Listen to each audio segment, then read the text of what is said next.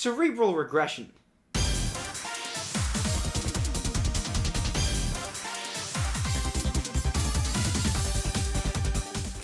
This week's episode is on Flash games. Vietnam flashbacks aside, these were a staple of any kid's childhood born from, say, the mid-90s to about the mid-2000s. And what a time it was! We had an economic regression and a catalogue of shitty Nitro games to boot.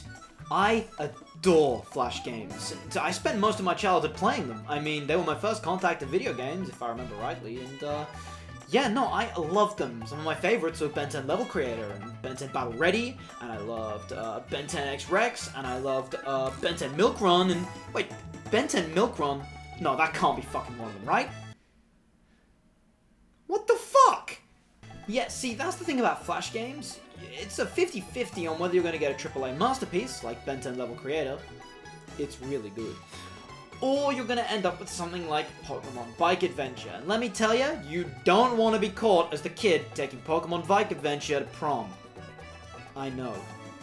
See, you can just string together any number of letters, and yeah, there's probably a Flash game with that title. Let's see here. We've got, Ben, 10, Level, Creator. Man, they really did think of everything. Flash games ran on a program called Adobe Flash Player. Funny that. Adobe Flash Player ran from about 2005 to 2021 and was used for all kinds of things, including games, animations, web applications, and mobile apps. It unfortunately had to shut down in 2021 due to there being better and more secure options for developers to use. Within its lifetime, an estimated 150,000 Flash games existed, which is a huge number, and absolutely no indication of the actual games that exist. Case in point. It was popular amongst developers and animators alike due to its ability to quickly display graphics, text, and audio, and also being relatively easy to use in comparison to the other tools and software around at the time. Most of my exposure to Flash games came from either dedicated Flash game sites like Friv and OneMoreLevel.com, along with the Cartoon Network website and the Rocks Palace from Moshi Monsters. That is a blast from the past. Oh my god.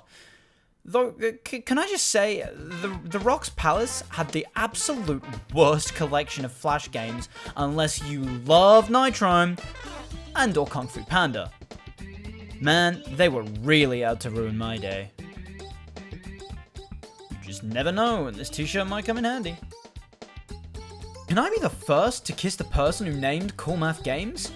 They bought the domain, put maths in the title so it's not checked by school blockers, and then filled it with a treasure trove of games with absolutely no relation to maths. How bloody ingenious is that? That's insane! Cool Math Games easily had the best selection of Flash games. Gems like Run, Run 2, Run 3, Run 4, and wait, this didn't have Ben 10 Level Creator? Man, if this show was called James's Quest to Retract His Previous Opinions, the ratings would be through the roof right now. So that's enough about the Flash Player, and I think we should look at some of the games. Some of the games? I think these are games.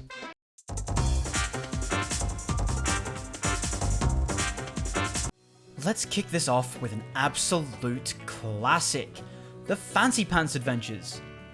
This has to be one of the most fluid platformers of all time. It just feels so amazing to run and slide around in this game. The level design feels so well put together, and there's 3 of these? This game is pretty simple. It's a platformer. You play as the titular Fancy Pants, and you run through the different levels. You stomp on enemies' heads, or can slide kick them. In the later games, you get a pen that you can hit them with. And yeah, that's pretty much the whole point of the game. You can run around, grab collectibles, and yet it consistently remains one of the most fun Flash games of all time. This game has to be one of the most nostalgic for me. I played the iOS app version of this game when I was much younger, however, not much of the Flash variation. Yet I did still play it now and again. I was a 2000s kid, I swear! This game, unfortunately, was taken down around the same time as Flash Player for obvious reasons. It gave up existing for Lent. Obviously. Now, what actually happened was the developers went and put the whole trilogy on Steam, as well as a full-ass non-Flash game, and holy crap is this game fun. Look at this! Pen surfing!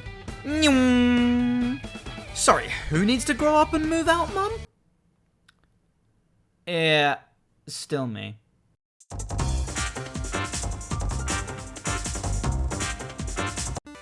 Next up, I wanted to talk about Fireshark and Boy Girl. Wait. Yeah, no. Sorry.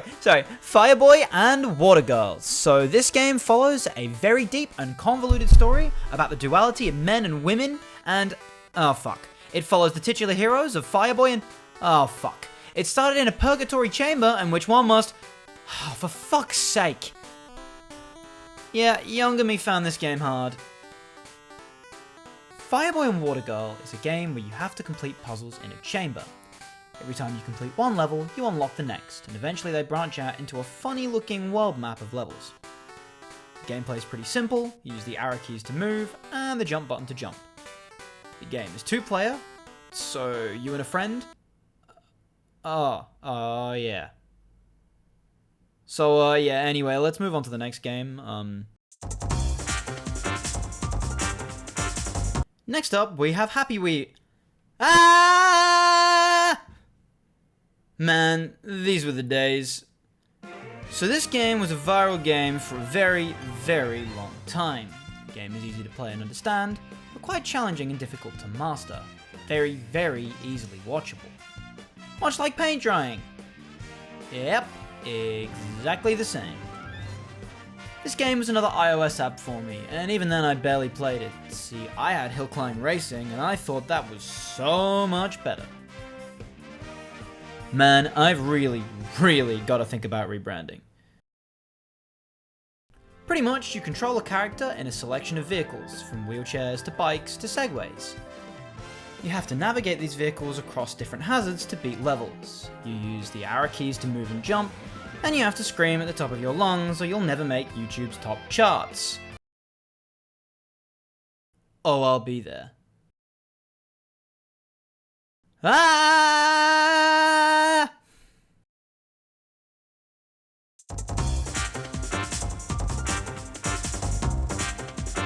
For our next game, I tried to think of a funny and creative intro, but to be honest, I was kind of concussed when writing this, so just insert a funny James's Quest for Friends opening for Bloons Tower Defense, and yeah, we can get this monkey business over with.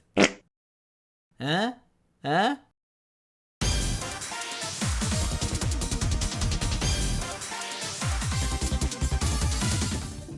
Alright, so what could be more entertaining than watching monkeys get PTSD? So Bloons Tower Defense and the 7,000 sequels and spin-offs that follow are, as the name suggests, a tower defense game. This is where you place your units on a field and waves of enemies follow a line to get to their target destination. To stop them from doing this, your units will attack said enemies provided they're within your range. Sound boring? Sorry, did I mention the monkeys? Bloons TD has so many units to choose from, it's insane. There's dart monkeys and wizard monkeys and glue monkeys, and if monkeys aren't your thing, there's spike farms or even ancient Aztec gods. The balloons come in all shapes and sizes too.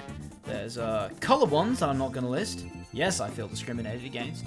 Then there's blimps, and there's Moabs and Zawabs, and what is the lore here? Ninja Kiwi made 6 of these, and 6 is still being updated. Despite no longer being free to play, Bloons TD6 is more than worth the full price. It literally has thousands upon thousands of hours of gameplay, with each monkey having at least 3 different upgrade paths and dozens of maps to choose from with all sorts of game modes. Oh yeah, the upgrades! So not only are there dozens of monkeys to choose from, they all have different upgrades and abilities.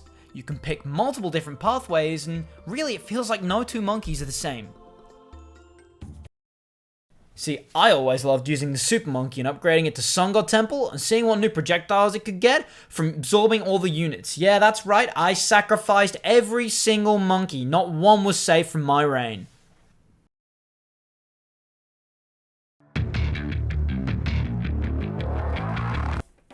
Okay, so I'm a bit of a Ben 10 fan. My favorite show as a kid. My favorite lifestyle choice as an adult. See, I always played Flash games, but I live and breathe this game. Pretty much, Ben 10 Level Creator is the second coming of Christ. Sorry.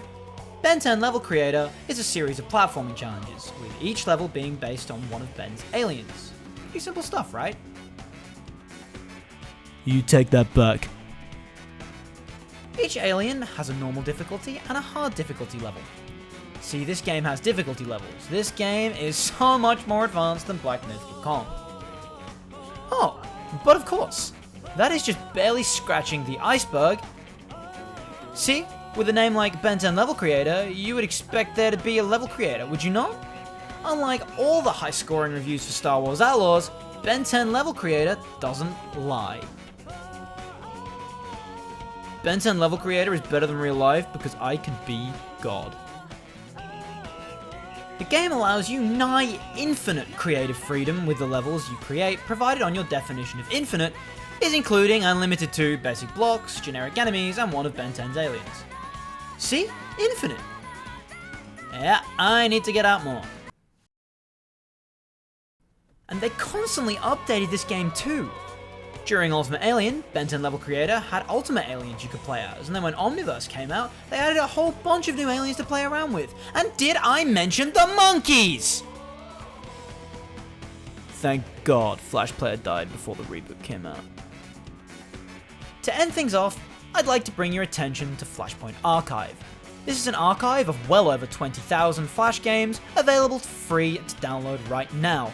I highly recommend you check it out, as they made this video possible without me contracting leprosy on my PC. And that was the first deep dive into Flash games. I would love to do more of these in the future, because everyone's played them, but nobody talks about them. They're so nostalgic for me. I played a lot of them, and I just love them. They're really a very memorable part of my childhood. There really is something for everyone here. And to top it all off, all of this was free. I got the Flashpoint Archive, which takes seconds to install, and all of my beloved childhood games were there, completely for free. I spent hours playing through all of them, and I really enjoyed myself. So, go relive your childhoods. What have you got to lose? All in all, I've really enjoyed making this video. The nostalgia was intense, the gameplay was fun, the screaming was loud, and don't even get me started on the monkeys!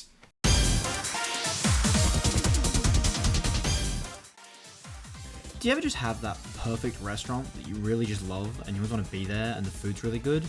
Man, I moved countries. I can't go anymore and I am fuming, man. Burgers were so good and I'm missing out every single day of my life that I live here. I mean, I know the whole complaint like, oh, you live in a big warm country, man, must suck to be you. Yeah, but that's real, but I want Frankie's and Benny's burgers, goddammit.